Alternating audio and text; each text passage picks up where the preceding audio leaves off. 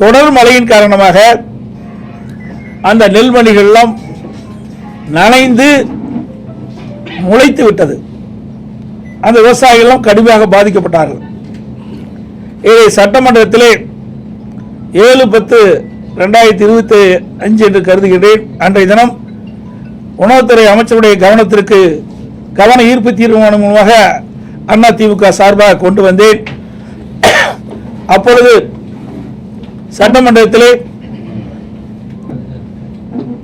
Delta மாவட்டத்தில் விவசாயிகள் உற்பத்தி செய்யப்பட்ட விளைவித்த நெல் மூட்டைகளை முறையாக நேரடி கொள்முதல் நிலையங்களிலே கொள்முதல் செய்யப்படவில்லை.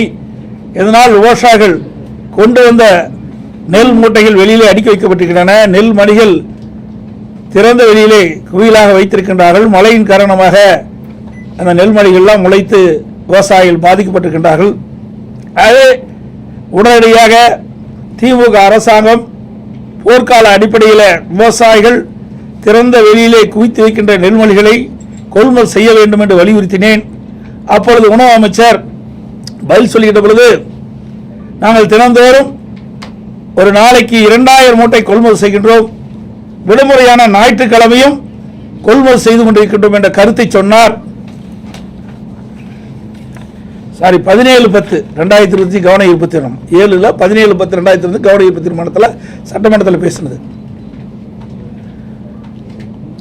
அப்படி 2000 மூட்டை கொள்முதல் செய்யப்பட்டிருந்தால் விவசாயிகள் கொண்டு வந்த அனைத்து நெல் மூட்டைகளிலும் கொள்முதல் செய்யப்பட்டிருக்கலாம். அதோடு நான் அறிக்கையின் வாயிலாக வெளியிட்டேன். அதற்கு நடவடிக்கை எடுக்கவில்லை. பிறகுதான் 21ஆம் தேதி 10ஆம் மாதம் 21ஆம் தேதி நேரடியாக டெல்டா மாவட்டத்திற்கு சென்றேன்.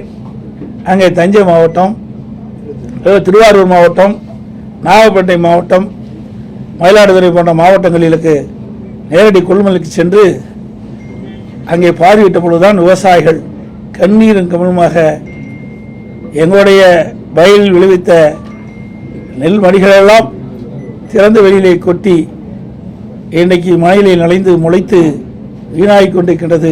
என் கண் முன்னாடி எங்கள் கண் முன்னன் எதிரே எங்கள் கண் எதிரே இன்றைக்கு நெல்மணிகள்லாம் முளைத்து பெரும் நஷ்டத்துக்கு நாங்கள் உள்ளாக இருக்கணும் என்ற கருத்தை சொன்னார்கள்.